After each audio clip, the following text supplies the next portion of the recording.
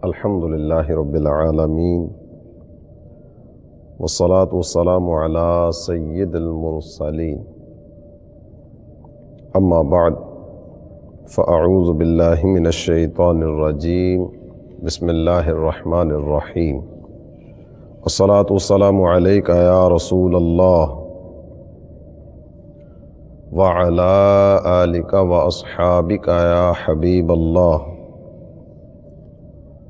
الصلاة والسلام علیک یا نبی اللہ وعلی آلک واصحابک یا نور اللہ۔ میرے پیارے اسلامی بھائی اور مدنی چینل کے ناظرین، مدنی چینل کے سلسلے دہن میں زباں تمہارے لیے میں آپ کی خدمت میں ایک مرتبہ پھر حاضر ہیں۔ اس مبارک سلسلے میں اپنے کریم آقا صلی اللہ تعالی علیہ وآلہ وسلم کا ذکر خیر سننے سنانے کی سعادت حاصل کریں گے۔ آئیے سلسلے کی طرف بڑھنے سے پہلے نبی رحمت شفیع امت صلی اللہ تعالی علیہ وآلہ وسلم کی ذات بابرکت پر درود پاک پڑھنے کی فضیلت سنتے ہیں۔ فرمان مصطفیٰ صلی اللہ تعالی علیہ وآلہ وسلم ہے، صلو علیہ صلی اللہ علیکم، تم مجھ پر درود پڑھو، اللہ عز و جل تم پر رحمت بھیجے گا۔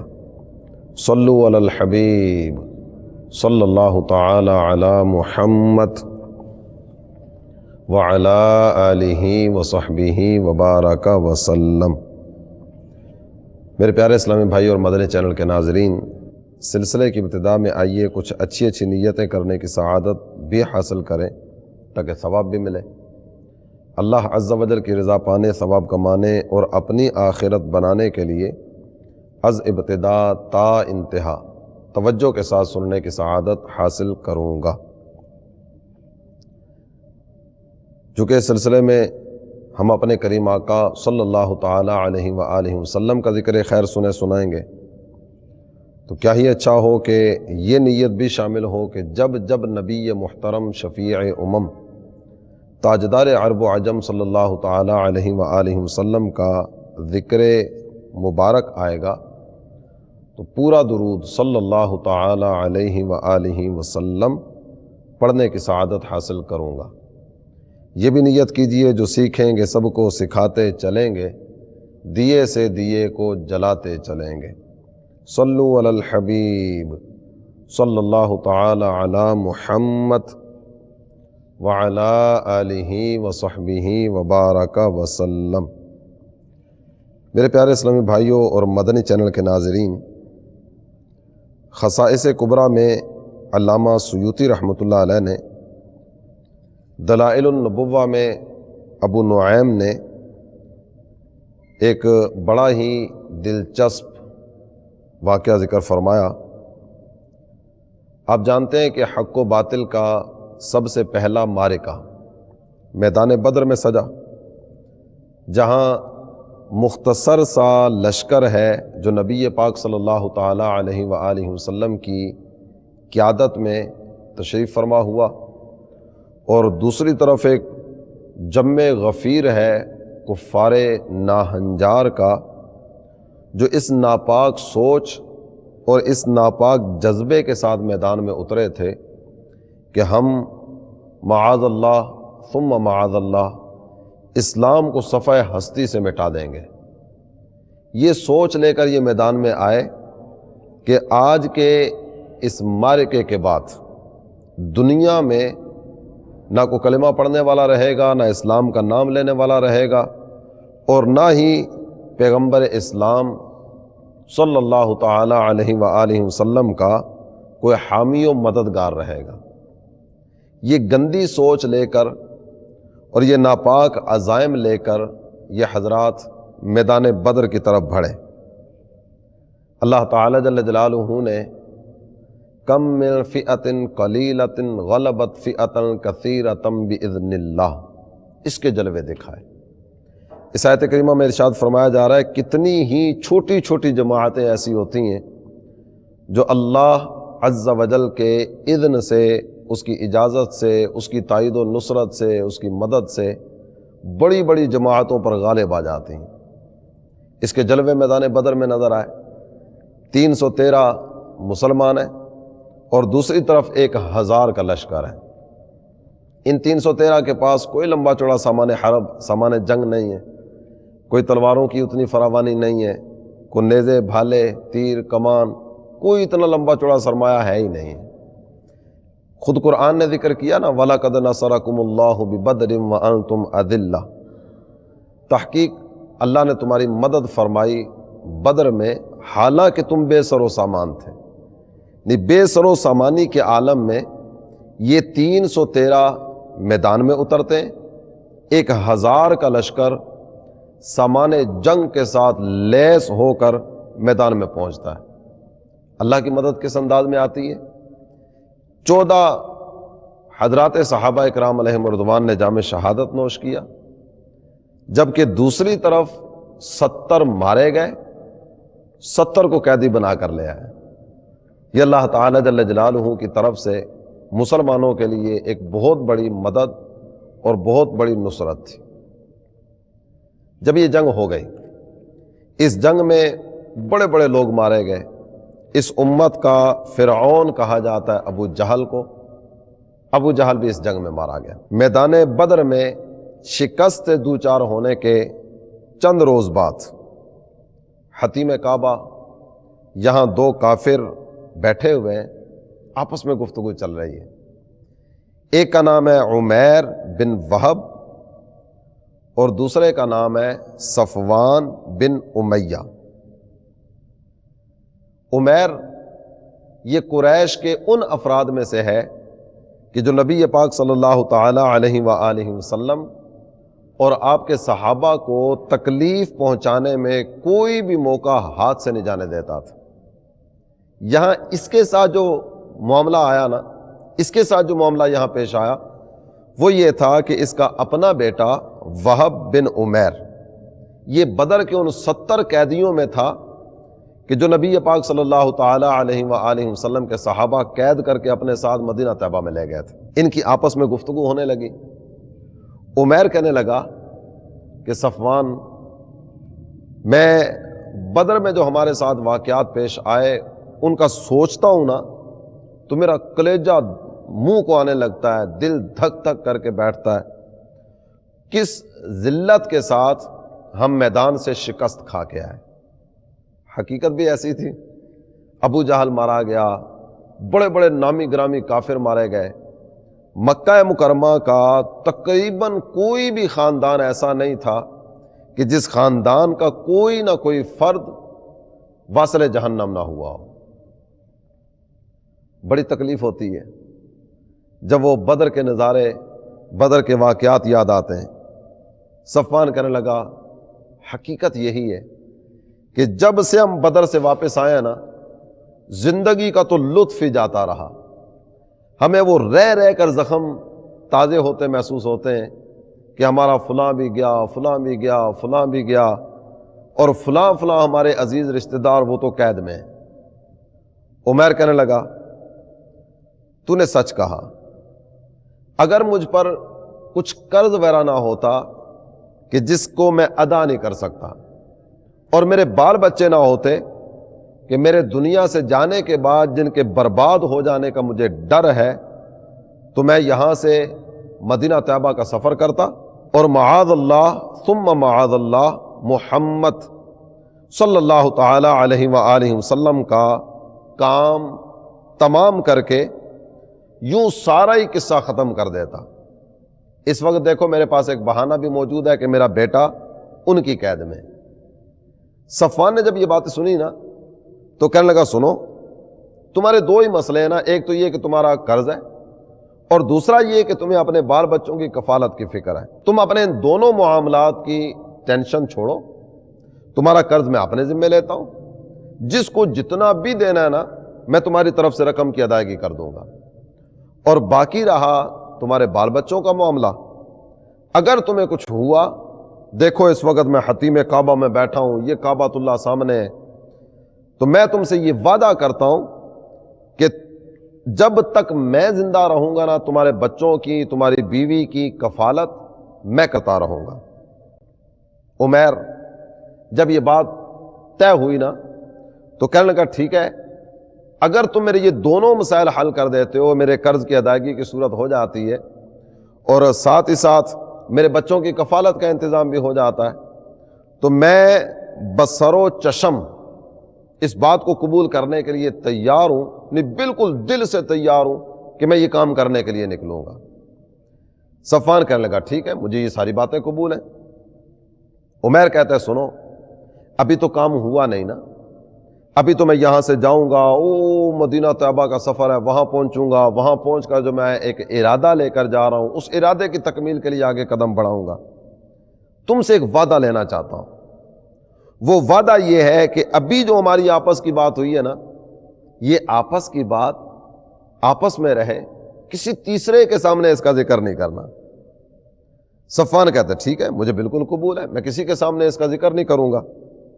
اب وہاں سے عمیر روانہ ہونے لگا، باہر نکل کر یہ کچھ اہل مکہ کو آواز دے کر کہتا ہے اے اہل مکہ، میں کسی سفر پر جا رہا ہوں اور تمہیں صرف کنایتاً ایک بات بتاتا چلوں کہ جب میں سفر سے واپس آؤں گا نا تو تمہیں ایک بہت بڑے واقعے کی خبر دوں گا کہ اتنا بڑا واقعہ ہو گیا۔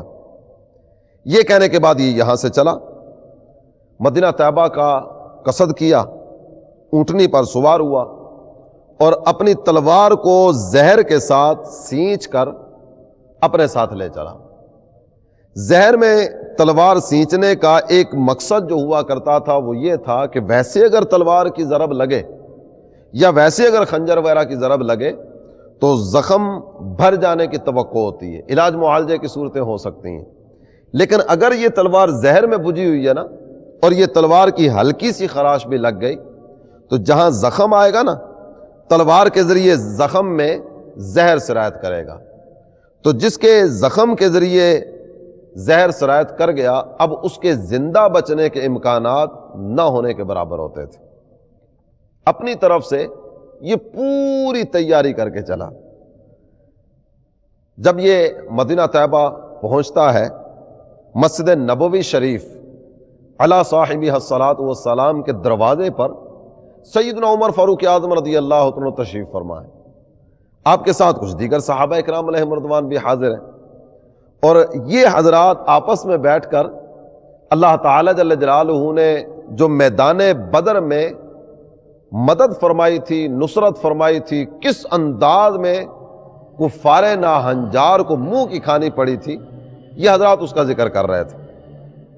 اتنے میں نظر پڑی جناب عمر فاروق اعظم رضی اللہ تعالیٰ عنہ کی کہ عمیر اپنی سواری کو مسجد نبوی کے قریب کسی جگہ پہ باندھ رہا ہے، ہاتھ میں تلوار بھی ہے، تو دل میں خیال آیا کہ یہ ناپاک آدمی مدینہ طیبہ میں تلوار لے کر اس انداز میں کیوں گھوم رہا ہے؟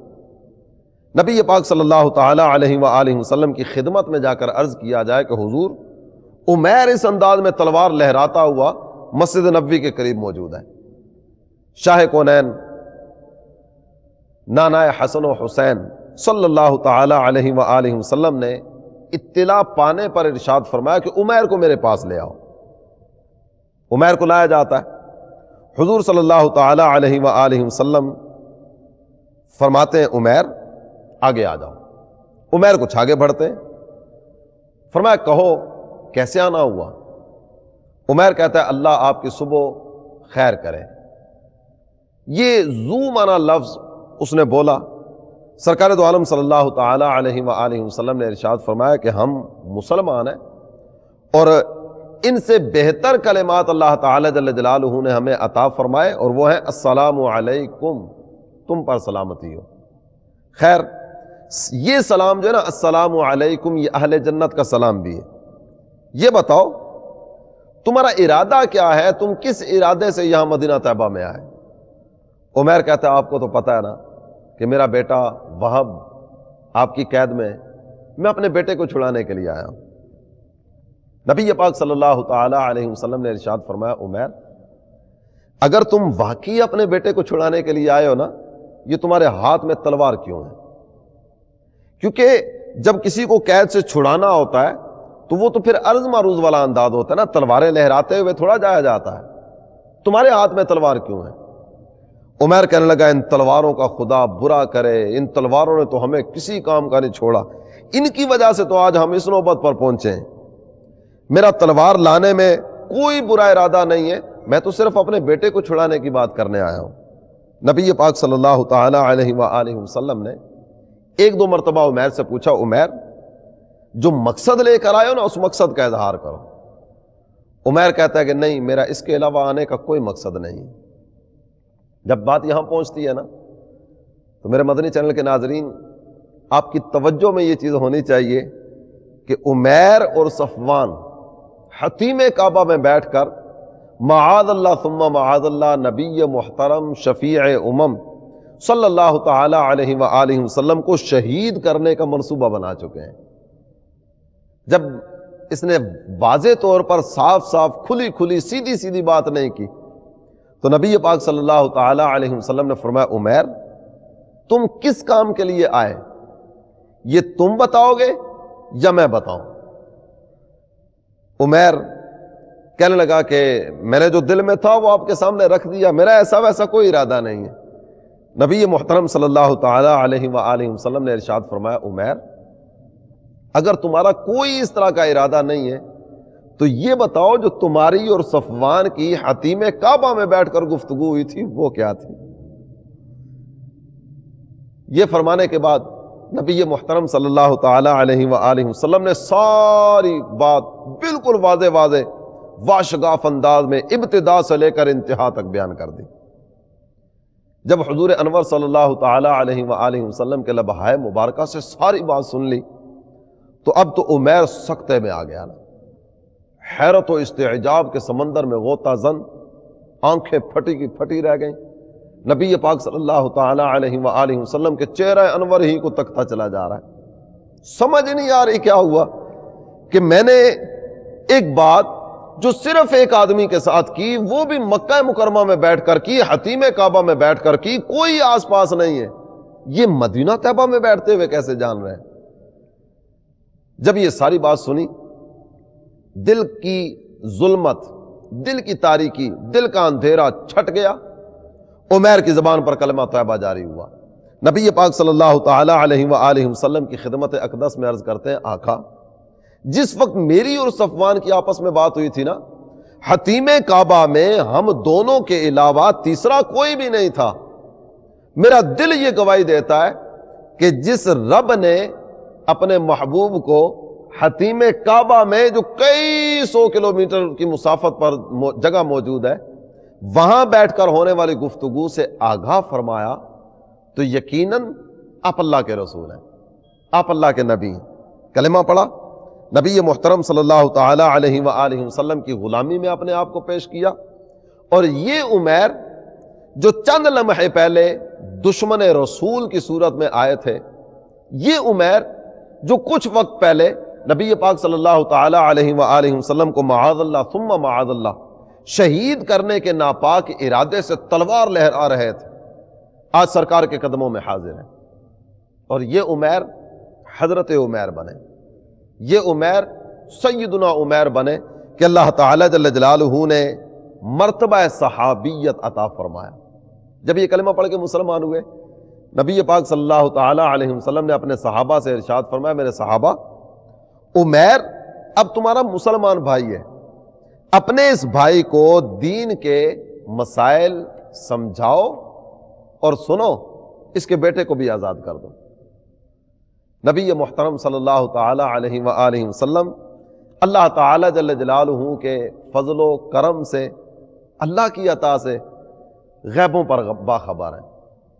نبی پاک صلی اللہ تعالی علیہ وسلم اللہ تعالی کے فضل و کرم سے، اللہ تعالی کی عطا سے غیبوں پر باخبر ہیں۔ اعلیٰ حضرت امام اہل سنت کہتے ہیں نا، فضل خدا سے غیب شہادت ہوا انہیں، اس پر شہادت آیت و وحی و اثر کی ہے۔ اللہ نے ساری غیبی چیزیں منکشف فرما دی اپنے محبوب کے لیے، اس پر دلیل چاہیے، قرآن کی آیتیں پڑھ دو، سرکار کے ارشادات پڑھ دو، نبی پاک صلی اللہ تعالی علیہ وآلہ وسلم کی احادیث تمہیں بتائیں گی، آیات قرآنیہ تمہیں بتائیں گی۔ اور پھر آپ فرماتے ہیں کہنا نہ کہنے والے تھے جب سے تو اطلاع، مولا کو کول و قائل و ہر خوش کو تر کی ہے، یعنی ابھی کو بات کرنے والا بھی موجود نہیں تھا، ابھی کوئی دنیا میں موجود نہیں تھا، اللہ تعالیٰ جل جلالہ نے آنے والوں نے کیا کہنا ہے اس کی اطلاع بھی اپنے پیارے حبیب صلی اللہ تعالی علیہ وآلہ وسلم کو عطا فرما دی۔ ان پر کتاب اتری بیان لکل شیء، تفصیل جس میں ما عبر وما غبر کی ہے۔ اللہ تعالیٰ جل جلالہ نے قرآن پاک نازل فرمایا نا اپنے پیارے حبیب صلی اللہ تعالی علیہ وسلم پر، اس قرآن ہی میں ارشاد کیا جا رہا ہے یہ جو قرآن ہے نا ولا رطب ولا یابس الا فی کتاب مبین، کائنات کی کوئی خشک و تر چیز ایسی نہیں جس کا بیان اس قرآن میں نہ ہو۔ جب ہر چیز کا بیان قرآن میں ہے، خشک و تر چیز کا بیان قرآن میں ہے، قرآن تمام چیزوں کی تفصیل لے کر نازل ہوا۔ جب قرآن میں ہر چیز موجود ہے تو اللہ تعالی جل جلالہ نے ایسا تو نہیں ہے نا کہ قرآن تو نازل کر دیا، جس پر نازل کیا وہ محبوب جانتے ہی نہیں ہے کہ اس میں کیا ہے، اس محبوب کو خبر ہی نہیں ہے کہ قرآن کیا فرماتا ہے، ایسا کیسے ہو سکتا ہے؟ جب یہ نبی صاحب قرآن ہے تو قرآن کے لفظ لفظ سے آگاہ ہے، قرآن کے حرف حرف سے آشنا ہے، قرآن کی کوئی چیز اس طرح کی نہیں کہ جس کا اس نبی کو علم نہ ہو۔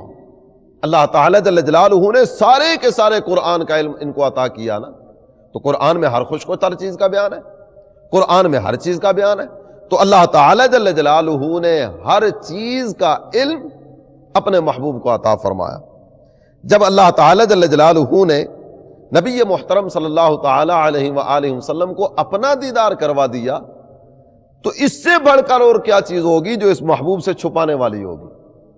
اعلیٰ حضرت امام اہل سنت کہتے ہیں اور کوئی غیب کیا تم سے نہا ہو بھلا، جب نہ خدا ہی چھپا تم پہ کروڑوں درود۔ میرے پیارے اسلامی بھائی اور مدنی چینل کے ناظرین، اگر آپ قرآن پاک کی آیات طیبات کی طرف آئیں تو قرآن پاک نے بڑے واضح الفاظ میں کئی ایک مقامات پر نبی پاک صلی اللہ تعالی علیہ وآلہ وسلم کے مقام و مرتبہ کا بیان فرمایا اور اپنے انبیاء کو علمی اعتبار سے کن کن درجات سے نوازا ان کا روشن بیان فرمایا۔ اس پیارے حبیب صلی اللہ تعالی علیہ وآلہ وسلم کے بارے میں قرآن ارشاد فرماتا ہے وَعَلَّمَكَ مَا لَمْ تَكُنْ تَعْلَمْ، میرے پیارے حبیب اللہ نے آپ کو سکھایا جو آپ نہیں جانتے تھے، ساری چیزیں سکھا دی۔ ما لم تکن تعلم، ایک مقام پر ارشاد ہوتا ہے وما ہوا علی الغیب بدنین، یہ نبی غیب کی خبریں بتانے میں کنجوسی سے کام نہیں لیتے، یہ تو کھل کھل کے بتاتے ہیں، واضح واضح طور پر بتاتے ہیں، یہاں تک کہ کتب صحاح میں اس چیز کو ذکر کیا گیا۔ ایک صاحب ہیں جن کے نسب پر تان کیا جاتا تھا، نسب پر تان سے مراد ان کے والد کے بارے میں کلام کیا جاتا تھا کہ یہ اپنے والد کے نہیں ہیں۔ سرکار دو عالم صلی اللہ تعالی علیہ وآلہ وسلم ایک مرتبہ تشریف فرما ہے، صحابہ کا مجمع لگا ہوا ہے، میرے آقا فرماتے ہیں سلونی عما شئتم، جس جس چیز کے بارے میں آج پوچھنا چاہتے ہو نا مجھ سے پوچھو۔ یہ کھڑے ہوئے عرض کرتے ہیں حضور میرا والد کون ہے؟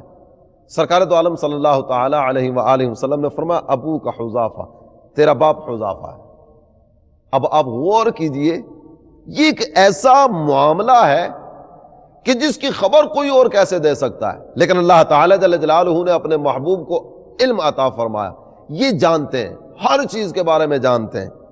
اور خالق کائنات جل جلالہ نے سورہ جن کے آخر میں ارشاد فرمایا عالم الغیب فلا یظہر علی غیبہ احدا الا من ارتضی من رسول، غیب کا جاننے والا اپنے غیب پر کسی کو آگاہ نہیں فرماتا، ہاں رسولوں میں سے جس سے راضی ہوتا ہے اسے یہ علم عطا فرماتا ہے۔ آپ بتائیے کس رسول سے رب ناراض ہے؟ جب اللہ تعالیٰ سارے ہی رسولوں سے راضی ہے تو اللہ تعالیٰ جل جلالہ نے تمام رسولوں کو علم عطا فرمایا، علم غیب سے نوازا۔ وما کان اللہ لیطلعکم علی الغیب ولکن اللہ یجتبی من رسلہ من یشاء، اے عام لوگوں، اللہ کی یہ شان نہیں ہے کہ ایسے ہی تمہیں غیب کی خبریں بتاتا رہے. ہاں، اللہ تو اپنے رسولوں میں سے چن لیتا ہے جسے چاہتا ہے. اب یہ ارشاد فرمائیے، جب اللہ تعالی جل جلالہ نے اپنے رسولوں میں سے چنا ہوگا، اپنے رسولوں میں سے منتخب کیا ہوگا، تو کیا ایسا متصور ہے، یعنی اس چیز کے بارے میں سوچا جا سکتا ہے کہ اللہ تعالیٰ نے دیگر بہت سارے انبیاء کو تو منتخب کیا ہو، جو انبیاء کے امام ہیں، جو انبیاء کے سردار ہیں، جو انبیاء کے بھی آقا ہیں، جو امام الانبیاء ہیں، جو اشرف الانبیاء ہیں، جو افضل الانبیاء ہیں، جن کے صدقے اللہ تعالی جل جلالہ نے بقیہ کو تاج نبوت عطا کیے. کیا ایسا متصور ہے کہ اس نبی کو اللہ تعالیٰ نے کچھ نہ دیا ہو، دیگر کو عطا کر دیا ہو؟ یقیناً ایسا کبھی نہیں ہو سکتا. میرے پیارے اسلامی بھائی اور مدنی چینل کے ناظرین، آئیے اللہ کے نبی حضرت موسیٰ علیہ السلام کا ایک معجزہ آپ کے سامنے عرض کرتا ہوں. جناب موسیٰ علی نبینا و علیہ السلام کے بارے میں خود نبی پاک صلی اللہ تعالی علیہ وآلہ وسلم نے ارشاد فرمایا. شفا شریف جلد 1 صفحہ 69، لما تجلی اللہ عز وجل موسیٰ علیہ السلام کان یبصر النملۃ علی الصفا فی اللیلۃ الظلماء مسیرۃ 10 فراسخ. بڑی توجہ کے ساتھ سنیے گا. حضرت ابو ہریرہ رضی اللہ عنہ فرماتے ہیں، نبی کریم صلی اللہ تعالی علیہ وآلہ وسلم نے ارشاد فرمایا، جب اللہ تعالی جل جلالہ نے کوہ طور پر جناب موسیٰ علیہ السلام پر تجلی فرمائی، اس کے بعد تجلی دیکھنے کے بعد فلما تجلی ربہ للجبل، یہ تجلی جب نازل کی گئی نا، اس تجلی کا مشاہدہ کرنے کے بعد جناب موسیٰ علیہ السلام کی بینائی میں اس قدر اضافہ کر دیا گیا تھا، اس قدر آپ کی بینائی میں اضافہ ہو گیا تھا کہ آپ تاریک رات میں صاف پتھر پر ایک چلنے والی چینٹی کو آپ 30 میل کی مسافت سے دیکھ لیا کرتے تھے. یہ کمال ہے نگاہ موسیٰ علیہ السلام کا. جب حضرت موسیٰ علیہ السلام کی نگاہ کا عالم یہ ہے، تو میرے پیارے اسلامی بھائی اور مدنی چینل کے ناظرین، آپ خود سوچئے، جو سید الانبیاء ہیں، وہ نبی کہ جن کی امت میں آنے کی تمنا جناب موسیٰ کلیم اللہ علیہ السلام کرتے ہیں، اس نبی کے مقام و مرتبہ کا عالم کیا ہوگا؟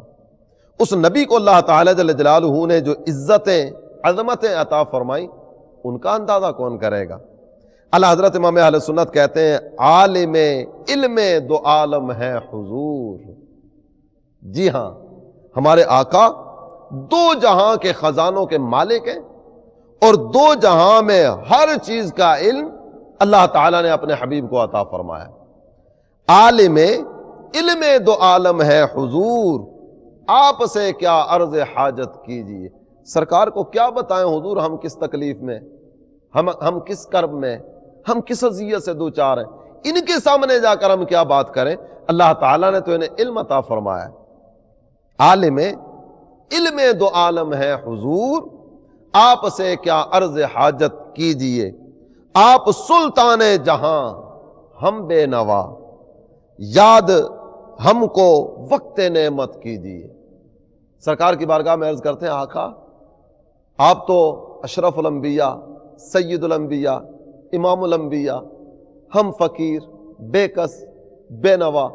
جب اللہ تعالی جل جلالہ آپ کے سر پر تاج شفاعت سجائے گا نا، آپ کو منصب وجاہت عطا فرمائے گا، حضور ہم غریبوں کو یاد رکھیے گا، ہم فقیروں پر بھی نظر رحمت فرمائیے گا، اور قیامت کے دن اپنے قدموں میں جگہ عطا کروا دیجیے گا. اللہ تعالی نبی رحمت صلی اللہ تعالی علیہ وآلہ وسلم کے رخ روشن کا صدقہ ہمیں شفاعت کی بھیک عطا فرما دے. میرے پیارے اسلامی بھائی اور مدنی چینل کے ناظرین، نبی پاک صلی اللہ تعالی علیہ وآلہ وسلم آپ کی بینائی کے بارے میں بھی آئیے اپنی امی جان کی بات سنتے ہیں. ہماری امی جان سیدہ عائشہ صدیقہ طیبہ طاہرہ رضی اللہ تعالی عنہا، تمام مومنوں کی ماں.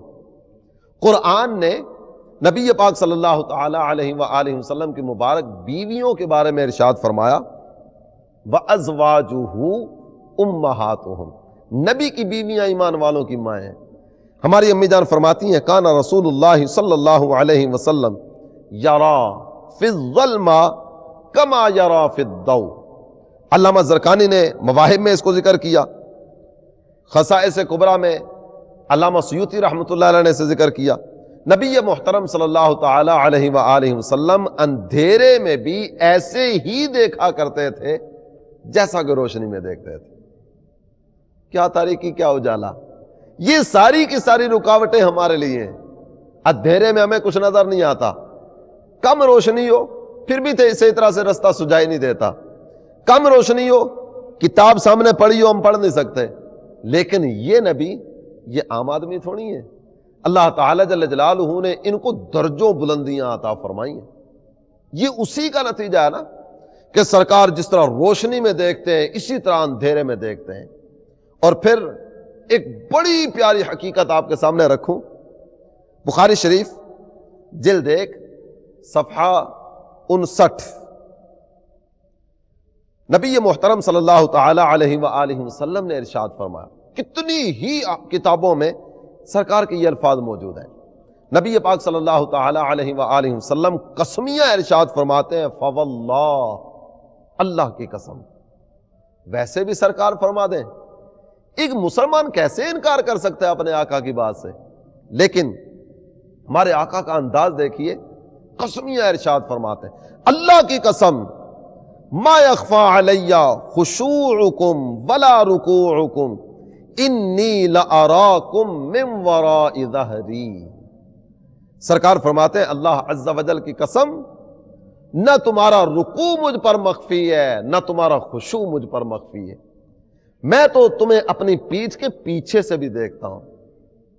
صحابہ پیچھے صفیں باندھے کھڑے ہیں، سرکار دو عالم صلی اللہ تعالی علیہ وآلہ وسلم سے ان کی عبادات مخفی نہیں ہے۔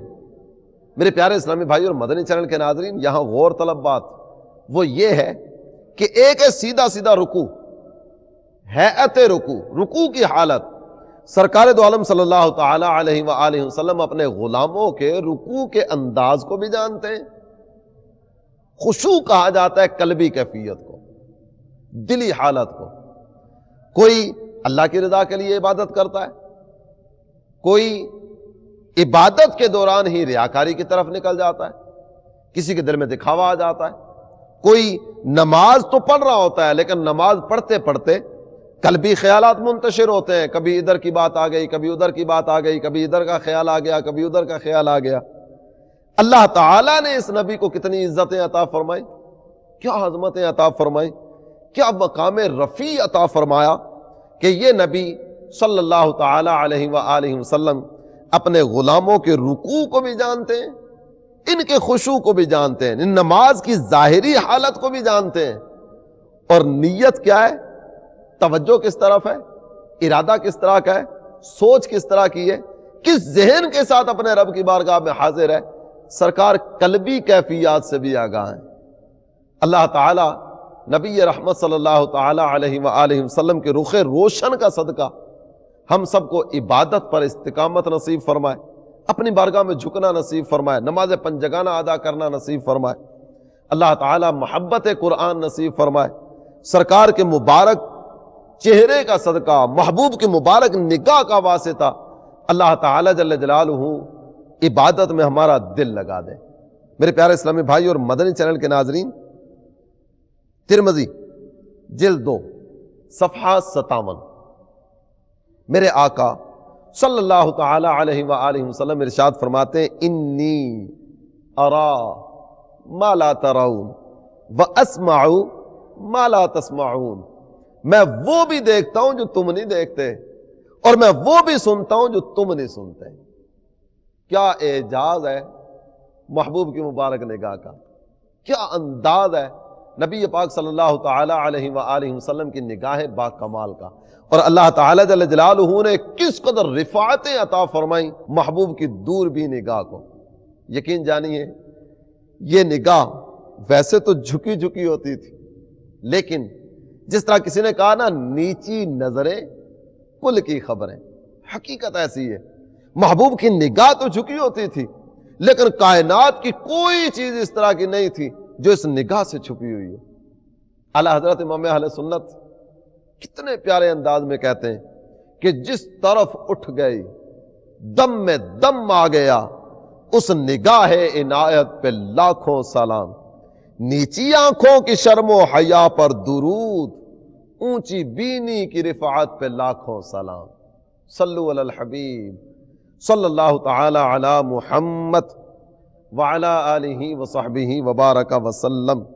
میرے پیارے اسلامی بھائی اور مدنی چینل کے ناظرین، میرے آقا صلی اللہ تعالی علیہ وآلہ وسلم ارشاد فرماتے ہیں، صحیح مسلم کی حدیث شریف، صحیح مسلم جلد 2 صفحہ 390، نبی محترم صلی اللہ تعالی علیہ وآلہ وسلم ارشاد فرماتے ہیں، ان اللہ زوالی الارض فرأیت مشارقہا ومغاربہا. یہ جتنی بھی زمین ہے نا، اللہ تعالی جل جلالہ نے یہ ساری زمین لپیٹ کر میرے سامنے رکھ دی. اب ساری زمین سامنے، میں نے اس کے مشارق کو بھی دیکھ لیا، میں نے اس کے مغارب کو بھی دیکھ لیا، میں نے اس کا مشرق بھی دیکھ لیا، میں نے اس کا مغرب بھی دیکھ لیا. زمین کی کوئی چیز ایسی نہیں جو مجھ سے چھپی ہوئی ہو. کنز الامال جلد 11 صفحہ 420، زرقانی جلد 7 صفحہ 204. نبی پاک صلی اللہ تعالی علیہ وآلہ وسلم ارشاد فرماتے ہیں، ان اللہ قد رفع لی الدنیا فانا انظر الیہا وَإِلَى مَا هُوَ كَائِنٌ إِلَى يَوْمِ الْقِيَامَةِ. اللہ تعالی جل جلالہ نے اس دنیا کو میرے سامنے کر دیا، میں نے دنیا کو اور جو کچھ بھی دنیا میں قیامت تک ہونے والا ہے اس سب کو جان لیا. اور پھر اس کے بعد کے کلمات بڑے پیارے ہیں. میرے آقا فرماتے ہیں کأنما انظر الی کفی ہذہ. یہ میرا ہاتھ میرے سامنے ہے نا، اب یہ بتائیے یہ میری ہتھیلی ہے. جب یوں اس انداز میں ہتھیلی کو سامنے رکھتا ہوں تو اس کی کون سی چیز ایسی ہے جو مجھ سے چھپی ہوئی ہے؟ کون سی لکیر کس طرف جا رہی ہے؟ سب میرے سامنے. میرے ہاتھ کی لکیریں کتنی ہیں؟ سب میرے سامنے ہے. بڑی کتنی ہے؟ وہ بھی سامنے ہے. چھوٹی کتنی ہے؟ وہ بھی سامنے ہے. جو کچھ بھی ہے نا وہ سارے کا سارا میرے سامنے ہے. میرے آقا فرماتے ہیں کأنما انظر الی کفی ہذہ. جس طرح میں اپنی اس ہتھیلی کو دیکھتا ہوں نا، اسی طرح میں نے ساری کی ساری دنیا کا مشاہدہ فرما لیا. اور کوئی غیب کیا، تم سے نہاں ہو بھلا جب نہ خدا ہی چھپا، تم پہ کروڑوں درود. میرے پیارے اسلامی بھائی اور مدنی چینل کے ناظرین، اس محبت کی دنیا کی سیر کرتے کرتے کرتے آپ کے سامنے ایک ایسا منفرد واقعہ رکھنے جا رہا ہوں، ایسی پیاری حدیث مبارکہ، آپ کا ایمان تازہ ہو جائے گا. اس حدیث کو امام مسلم نے اپنی صحیح میں ذکر کیا، صحیح مسلم جلد 2 صفحہ 390. اس حدیث کے راوی ہیں سیدنا عمر بن اخطب انصاری اور سیدنا حذیفہ رضی اللہ تعالی عنہما. آپ فرماتے ہیں صلی بنا رسول اللہ صلی اللہ تعالی علیہ وسلم یوما الفجر وصعد المنبر فخطبنا حتى حضرت الظہر فنزل فصلى ثم صعد المنبر فخطبنا حتى حضرت العصر ثم نزل فصلى ثم صعد المنبر حتى غربت الشمس فأخبرنا بما هو كائن إلى يوم القيامة قال فأعلمنا احفظنا. جناب عمر بن اخطب انصاری اور سیدنا حذیفہ رضی اللہ تعالی عنہما، یہ دونوں جلیل القدر صحابہ کہتے ہیں ایک دن نبی پاک صلی اللہ تعالی علیہ وآلہ وسلم نے ہمیں نماز فجر پڑھائی، نماز ادا کر لی. نماز فجر کی ادائیگی کے بعد نبی پاک صلی اللہ تعالی علیہ وآلہ وسلم ممبر پہ جلوہ فرما ہوئے. ممبر پہ تشریف فرما ہو کرنا سرکار نے ہمیں خطبہ ارشاد فرمایا. یہ خطبہ چلتا چلا جا رہا ہے، چلتا چلا جا رہا ہے، چلتا چلا جا رہا ہے. اس کی باتوں کی لذت پہ بے حد درود، اس کے خطبے کی ہیبت پہ لاکھوں سلام. کیسا پیارا خطبہ ہے، مجمع ہے کہ منتشر ہونے کا نام نہیں لیتا. سرکار خطبہ ارشاد فرما رہے ہیں. ہم میں سے کوئی جتنا بھی شیریں لسان ہو نا، جتنی بھی میٹھی گفتگو کرنے والا ہو، آدھے گھنٹے کے بعد ویسے ہی ہم گھڑی دیکھنا شروع کر دیتے ہیں، یار پتہ نہیں کب یہ بات پوری ہوگی۔ گھنٹے سے بات آگے نکلے گی نا تو طبیعت میں ایک ہیجانی سی کیفیت پیدا ہوتی ہے، کئی تو ایسے ہی اٹھ کے جانا شروع ہو جاتے ہیں۔ یہاں کیفیت کیا ہے؟ نماز فجر ادا کی، نماز فجر کے بعد خطبہ شروع ہوتا ہے، اور یہ خطبہ ہے کہ چلتا چلا جا رہا ہے، چلتا چلا جا رہا ہے، چلتا چلا جا رہا ہے۔ ظہر کی نماز کا وقت آیا۔ جب ظہر کا وقت آتا ہے نا، نبی پاک صلی اللہ تعالی علیہ وسلم منبر سے نیچے آتے ہیں، نیچے تشریف فرما ہو کر نماز ظہر پڑھاتے ہیں۔ نماز ظہر پڑھانے کے بعد پھر نبی پاک صلی اللہ تعالی علیہ وسلم منبر پہ جلوہ فرما ہوئے، دوبارہ خطبہ شروع ہو گیا۔ جب دوبارہ خطبہ شروع ہوا نا، یہ بات چلتے چلتے چلتے چلتے عصر کا وقت آ گیا۔ محبوب پھر نیچے تشریف فرما ہوئے، نماز عصر پڑھائی۔ نماز عصر پڑھانے کے بعد دوبارہ پھر منبر پر تشریف فرما ہو گئے، ایک دفعہ پھر خطبہ شروع، حتی غربت الشمس، یہاں تک کہ سورج غروب ہو گیا۔ میرے پیارے اسلامی بھائی اور مدنی چینل کے ناظرین، آپ اندازہ کیجئے نا، سال میں سب سے چھوٹے دن کا حساب بھی آپ کر لیجئے، سب سے چھوٹا دن ہوگا سال کا جس دن نبی پاک صلی اللہ تعالی علیہ وسلم نے یہ خطبہ ارشاد فرمایا ہوگا۔ وہ چھوٹے سے چھوٹا دن بھی اتنا چھوٹا تو نہیں ہوگا نا کہ 2-4 گھنٹوں میں ختم ہو گیا ہو۔ ظہر تک پہلا حصہ ہوا، نماز ادا کی، نماز کے بعد پھر خطبہ شروع ہو گیا۔ عصر کا وقت آیا، نماز ادا کی، پھر خطبہ شروع ہو گیا۔ مغرب تک یہ خطبہ جاری رہا۔ اس خطبے میں کیا تھا؟ اس کو سننے سے پہلے اعلیٰ حضرت امام اہل سنت کی وہی بات یاد آتی ہے نا کہ اس کی باتوں کی لذت پہ بے حد درود، اس کے خطبے کی ہیبت پہ لاکھوں سلام۔ کیا پیارا خطبہ تھا! کوئی ایک صحابی بھی ایسا نہیں جس نے کھڑے ہو کر یہ بات کی ہو، حضور تھوڑا سا وقفہ ہی دے دیں، کو تھوڑی سی بریک ہو جائے، کو کھا پی لیں، کو گھر سے ہو آئیں، کو باقی حضرات کی خبر لے لیں۔ کوئی کسی طرف سے بات نہیں آئی۔